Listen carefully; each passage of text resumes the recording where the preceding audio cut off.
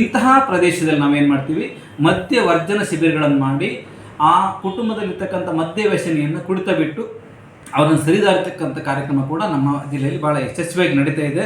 ಭಾಳ ಸಂತೋಷ ಆಗೋದು ಅಂದರೆ ಸುಮಾರು ಒಂದು 7 ಶಿಬಿರಗಳನ್ನು ನಾವು ನಡೆಸಿದ್ದೇವೆ. 567 ವ್ಯಸನಿಗಳು ಇವತ್ತು ಮದ್ಯ ಮುಕ್ತರಾಗಿದ್ದಾರೆ ಅಂತ ಹೇಳಲಿಕ್ಕೆ ಸಂತೋಷ ಆಗುತ್ತೆ.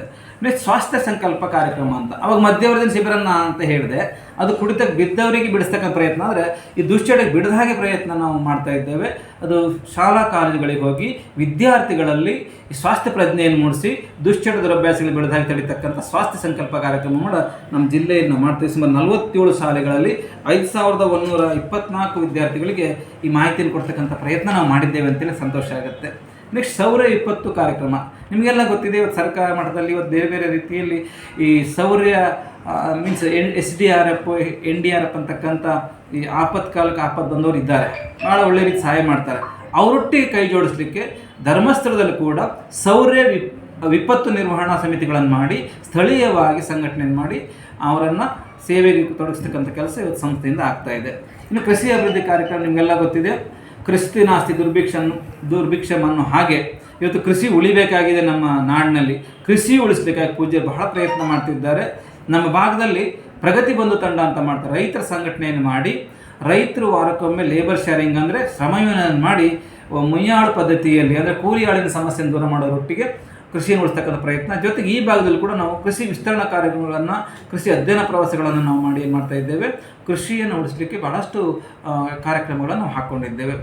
ಜೊತೆಗೆ ಹೈನುಗಾರಿಕೆ ಅಂತ ನಿಮ್ಗೆ ಗೊತ್ತಿದೆ, ಒಂದು ದಿನದಲ್ಲಿ ಒಬ್ಬ ವ್ಯಕ್ತಿಗೆ 2 ಬಾರಿ ಆದಾಯ ಕೊಡ್ತಕ್ಕಂಥ ಏಕೈಕ ಉದ್ಯೋಗ ಇದ್ದರೆ ಅದು ಸಾಮಾನ್ಯರು ಮಾಡ್ತಕ್ಕಂಥ ಉದ್ಯೋಗ ಹೈನುಗಾರಿಕೆ. ಅದಕ್ಕಾಗಿ ಈ ಹೈನುಗಾರಿಕೆ ವಿಶೇಷವಾಗಿರ್ತಕ್ಕಂಥ ಒತ್ತು ಕೊಟ್ಟು ಹೈನುಗಾರಿಕೆ ತರಬೇತಿಗಳನ್ನು ಮಾಡ್ತಕ್ಕಂಥದ್ದು ನಿಮಗೆಲ್ಲ ಈಗಾಗಲೇ ಗೊತ್ತಿರೋ ಹಾಗೆ ಬೀದರ್ ಜಿಲ್ಲೆಯಲ್ಲಿ ಸಂಸದ ನಿಧಿಯಲ್ಲಿ ಪೂಜ್ಯರು ಇವತ್ತು ಹೈನುಗಾರಿಕೆ ಒಂದು ಕ್ರಾಂತಿಯನ್ನೇ ಮಾಡಿದ್ದಾರೆ. ಅದು ದೊಡ್ಡ ವಿಷಯ, ನಿಮಗೆ ಆಗಲಿ ಗೊತ್ತಿರ್ತಕ್ಕಂಥ ವಿಚಾರ. ಅದಕ್ಕಾಗಿ ಹೈನುಗಾರಿಕೆಗೆ ವಿಶೇಷ ಒತ್ತು ಕೊಡ್ತಕ್ಕಂಥ ಕೆಲಸ ಪೂಜ್ಯರು ಮಾಡಿದ್ದಾರೆ.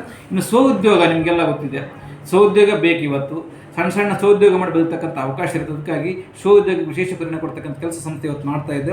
ಇನ್ನು ಮೂಲ ಸೌಕರ್ಯಕ್ಕೂ ಬೇಕಾಗುತ್ತೆ, ಮೂಲ ಸೌಕರ್ಯಕ್ಕೆ ಕೂಡ ಸಹಾಯ ಮಾಡ್ತಕ್ಕಂಥ ಕೆಲಸ ಇವತ್ತು ಸಂಸ್ಥೆ ಮಾಡ್ತಿದೆ. ಶಿಕ್ಷಣಕ್ಕೆ ವಿಶೇಷವಾಗಿರ್ತಕ್ಕಂಥ ಒತ್ತು ಕೊಡ್ತಕ್ಕಂಥ ಕೆಲಸ ನಮ್ಮ ಸಂಸ್ಥೆಯಿಂದ ಆಗ್ತಾ ಇದೆ ಅಂತ ಹೇಳಲಿಕ್ಕೆ ಸಂತೋಷ ಆಗುತ್ತೆ. ಸುಮಾರು 1450 ಕುಟುಂಬಗಳಿಗೆ ಈ ಶಿಕ್ಷಣಕ್ಕಾಗಿ ಸಹಾಯ ಸಹಕಾರ ಮಾಡ್ತಕ್ಕಂಥ ಕೆಲಸ ಇವತ್ತು ಸಂಸ್ಥೆಯಿಂದ ಆಗಿದೆ. ಇನ್ನು ಸ್ವಸಹಾಯ ಸಂಘ ಚಳುವಳಿ, ಸಂಘಟನೆ ಇದ್ದರೆ ನಮ್ಮಲ್ಲಿ ಶಿಸ್ತು ಬರುತ್ತೆ, ವ್ಯವಹಾರದಲ್ಲಿ ಶಿಸ್ತು ಬರುತ್ತೆ. ಆ ಉದ್ದೇಶಕ್ಕೆ ನಮ್ಮಲ್ಲಿ ಸಂಸ್ಥೆಯಲ್ಲಿ ಸಂಘಗಳನ್ನು, ಸ್ವಸಹಾಯ ಸಂಘಗಳನ್ನು ರಚನೆ ಮಾಡಿ ಅವರಿಗೆ ಒಂದು ಶಿಸ್ತುಬದ್ಧವಾಗಿರ್ತಕ್ಕಂಥ ವ್ಯವಹಾರವನ್ನು ಕಳಿಸ್ಕೊಡ್ತಕ್ಕಂಥದ್ದು, ಅವರಿಗೆ ಬ್ಯಾಂಕಿನ ಆರ್ಥಿಕವನ್ನು ನೆರವು ಕೊಡ್ತಕ್ಕಂಥ ಕೆಲಸವನ್ನು ಇವತ್ತು ಸಂಸ್ಥೆ ಮಾಡ್ತಾ ಇದೆ. ನೆಕ್ಸ್ಟ್ ಮಹಿಳಾ ಜ್ಞಾನ ವಿಕಾಸ ಕಾರ್ಯಕ್ರಮ ಅಂತ, ಇವತ್ತು ನಿಮ್ಗೆ ಗೊತ್ತಿದೆ, ಮಹಿಳೆ ಸಬಲ ಆದರೆ ಇವತ್ತು ಇಡೀ ಮನೆಯನ್ನು ಅವಳು ಸಬಲ ಮಾಡ್ತಾಳೆ. ಅದಕ್ಕಾಗಿ ಮಹಿಳೆಯನ್ನು ಸ್ಟ್ರೆಂಥ ಮಾಡಲಿಕ್ಕೆ ಜ್ಞಾನ ವಿಕಾಸ ಅನ್ನೋ ಕಾರ್ಯಕ್ರಮ ಮೂಲಕ ಮಹಿಳಾ ಸಬಲೀಕರಣದ ಧ್ವನಿಯಾಗಿ ಹೇಮಾವತಿ ಅಮ್ಮನವರು ಅತ್ಯಂತ ಪರಿಣಾಮಕಾರಿಯಾಗಿರ್ತಕ್ಕಂಥ ಕೆಲಸವನ್ನು ಮಾಡ್ತಾ ಇದ್ದಾರೆ. ಇವತ್ತು ಬಹಳ ದೊಡ್ಡ ಚಳುವಳಿಯಾಗಿ ಇವತ್ತು ರಾಜ್ಯದಲ್ಲಿ ಇದು ಮೂಡಿ ಬರ್ತಾ ಇದೆ. ಇನ್ನು ಮುಖ್ಯವಾಗಿ ಬ್ಯಾಂಕಿನ ಆರ್ಥಿಕ ನೆರವು, ಬಹಳ ಜನರಿಗೆ ಗೊಂದಲ ಇರತಕ್ಕಂಥದ್ದು, ಧರ್ಮಸ್ಥಳ ಸಾಲ ಕೊಡುತ್ತಾ ಅಂತ. ಧರ್ಮಸ್ಥಳ ಸಾಲ ಕೊಡಲ್ಲ. ಧರ್ಮಸ್ಥಳ ಏನು ಮಾಡುತ್ತೆ ಅಂದರೆ ಬ್ಯಾಂಕಿನ ಆರ್ಥಿಕ ನೆರವನ್ನು ನೇರವಾಗಿ ಸಂಘಗಳಿಗೆ ಒದಗಿಸ್ಕೊಡ್ತಕ್ಕಂಥ ಕೆಲಸವನ್ನು ಮಾಡ್ತಾ ಇದೆ. BCBF ಆಗಿ ಏನು RBIನ ಮಾರ್ಗದರ್ಶಿ ಸೂತ್ರದ ಮೂಲಕ ಒದಗಿಸ್ಕೊಡ್ತಕ್ಕಂಥ ಕೆಲಸವನ್ನು ಸಂಸ್ಥೆ ಮಾಡ್ತಾ ಇದೆ. ಇವತ್ತು ಇಲ್ಲಿ ಎಷ್ಟು ಬಡ್ಡಿ ಬೀಳುತ್ತೆ ಅಂತಕ್ಕಂಥ ಒಂದು ಪ್ರಶ್ನೆ ಬೀಳುತ್ತೆ. 1 ಲಕ್ಷ ರೂಪಾಯಿಗೆ 1 ವರ್ಷಕ್ಕೆ 7,000 ರೂಪಾಯಿ ಮಾತ್ರ ಬಡ್ಡಿ ಬೀಳುತ್ತೆ. 7,000 ರೂಪಾಯಿ ಅಂದರೆ 10,000 ರೂಪಾಯಿ 1 ವರ್ಷಕ್ಕೆ ತಗೊಂಡ್ರೆ ಕೇವಲ 700 ರೂಪಾಯಿ ಮಾತ್ರ ಬಡ್ಡಿ ಬೀಳುತ್ತೆ. ಇಷ್ಟು ಕಡಿಮೆ ಬಡ್ಡಿ ದರದಲ್ಲಿ ಅವ್ರಿಗೆ ಸಾಲ ಸೌಲಭ್ಯ ಸಿಗುತ್ತೆ. ಇದು ಬ್ಯಾಂಕ್ ಎಷ್ಟು ಚಾರ್ಜ್ ಮಾಡುತ್ತೆ ಅಂದರೆ 14% ರಿಡ್ಯೂಸಿಂಗ್ ಅಂದರೆ ಕಡಿತ ಬಡ್ಡಿ ದರದಲ್ಲಿ ಮಾಡುತ್ತೆ. 14% ಅಂದರೆ 14,000 ರೂಪಾಯಿ ಬಡ್ಡಿ ಬೀಳಲ್ಲ.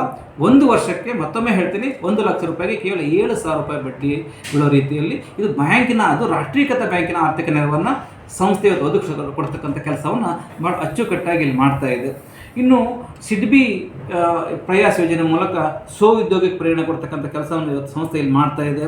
ಜೊತೆಗೆ ಈ ಸಂಘಗಳಿಂದ ವ್ಯವಹಾರವನ್ನು ಮಾಡ್ತಾವ, ಎಲ್ಲ ವ್ಯವಹಾರಕ್ಕೆ ಪ್ರತಿ ತಿಂಗಳು ಒಂದು ಮಾಸಿಕ ವರದಿಯನ್ನು ಕೊಡೋದಲ್ಲದೆ, ಅವರ ವ್ಯವಹಾರಕ್ಕೆ ಬೇಕಾಗಿರ್ತಕ್ಕಂಥ ಮರುಪಾವತಿ ಚೀಟಿಯನ್ನು ಕೊಡೋದಲ್ಲದೆ, ಜೊತೆಗೆ ಪ್ರತಿ ವರ್ಷ ಅವರ ಆಡಿಟನ್ನು ಉಚಿತವಾಗಿ ಮಾಡಿಕೊಟ್ಟು ಲೆಕ್ಕಪತ್ರದ ತಪಾಸಣೆಯನ್ನು ಮಾಡ್ತಕ್ಕಂಥ ಕೆಲಸವನ್ನು ದೃಢೀಕರಣ ಮಾಡ್ಕೊಳ್ತಕ್ಕಂಥದ್ದು ಕೂಡ ಇವತ್ತು ಸಂಸ್ಥೆ ಮಾಡ್ತಾ ಇದೆ. ನೆಕ್ಸ್ಟು ವಿಮಾ ಕಾರ್ಯಕ್ರಮಗಳ ಮೂಲಕ ಅವರಿಗೆ ವಿಮಾ ಭದ್ರತೆ ಕೊಡ್ತಕ್ಕಂಥ ಕೆಲಸ ಆಗ್ತಾ ಇದೆ. ಇನ್ನೊಂದು ಭಾಳ ವಿಶೇಷ ಅಂದರೆ, ಏನು ಅವರು ಸಾಲ ತಗೊಂಡಿರ್ತಾರೆ ಸಂಘದಲ್ಲಿ, ಆಕಸ್ಮಿಕ ಮರಣ ಹೊಂದಿದರೆ ಅವರಿಗೆ ಹೊರೆಯಾಗಿಬಿಡುತ್ತೆ. ಅದಕ್ಕಾಗಿ ಏನು ಮಾಡ್ತೀವಿ ಅಂದರೆ ಅದಕ್ಕೊಂದು ಪ್ರಗತಿ ರಕ್ಷಾ ಕವಚ ಅಂತಕ್ಕಂಥ ಅಥವಾ ಸಾಲದ ವಿಮೆ ಅಂತಕ್ಕಂಥ ಒಂದು ವಿಮೆಯನ್ನು ಮಾಡಿ ಆಕಸ್ಮಿಕ ಮರಣ ಹೊಂದಿದ ಸದಸ್ಯರು ಅವರಿಗೆ ವಿಮಾ ರಕ್ಷಣೆಯನ್ನು ಕೊಟ್ಟು ಆ ಸಾಲ ಅಲ್ಲಿ ಮನ್ನಾ ಆಗ್ತಕ್ಕಂಥ ವ್ಯವಸ್ಥೆಯನ್ನು ಮಾಡಿ ಅವರ ಹೊರೆಯನ್ನು ಕಡಿಮೆ ಮಾಡ್ತಕ್ಕಂಥ ಕೆಲಸ ಕೂಡ ಇವತ್ತು ಸಂಸ್ಥೆ ಬೇರೆ ಬೇರೆ ಇನ್ಶೂರೆನ್ಸ್ ಕಂಪ್ನಿಗಳ ಒಟ್ಟಿಗೆ ಒಡನಾಡಿಯಾಗಿ ಕೆಲಸ ಮಾಡ್ತಾ ಇದೆ.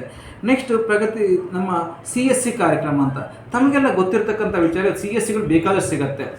ಆದರೆ ನಮ್ಮಲ್ಲಿ ಏನು ವಿಶೇಷತೆ ಇದೆ ಅಂದರೆ ಇವತ್ತು ಕೇಂದ್ರ ಸರ್ಕಾರ ಅದಕ್ಕೆ ಫೀಸ್ ನಿಗದಿ ಮಾಡಿದೆ. ಉದಾಹರಣೆ, ಒಂದು ಪಾನ್ ಕಾರ್ಡ್ ಮಾಡಲಿಕ್ಕೆ 107 ರೂಪಾಯಿ ಸರ್ಕಾರ ನಿಗದಿ ಮಾಡಿದೆ. ಕೇವಲ 107 ರೂಪಾಯಿಲಿ ಅವರಿಗೆ ನಾವು ಪಾನ್ ಕಾರ್ಡನ್ನು ಮಾಡಿಕೊಡ್ತೀವಿ.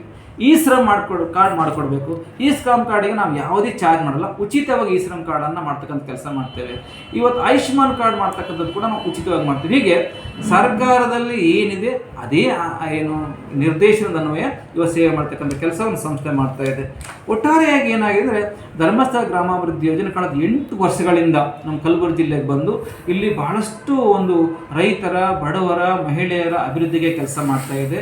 ಅದಕ್ಕಾಗಿ ಇವತ್ತು ತಮ್ಮ ವಾಹಿನಿಯವರು ಈ ಬಗ್ಗೆ ಸಂದರ್ಶನ ಮಾಡೋದಕ್ಕೆ ಅಥವಾ ಈ ಮಾಹಿತಿ ತಗೊಳ್ಳೋದಕ್ಕೆ ನಮ್ಮ ಧರ್ಮಸ್ಥಳ ಗ್ರಾಮಾಭಿವೃದ್ಧಿ ಯೋಜನೆಯ ಎಲ್ಲ ಸಿಬ್ಬಂದಿಗಳ ಪರವಾಗಿ ಅತ್ಯಂತ ಗೌರವದ ಧನ್ಯವಾದಗಳನ್ನು ಕೂಡ ನಿಮ್ಮ ವಾಹಿನಿಗೆ ಬಯಸ್ತಾ ಇದ್ದೇನೆ.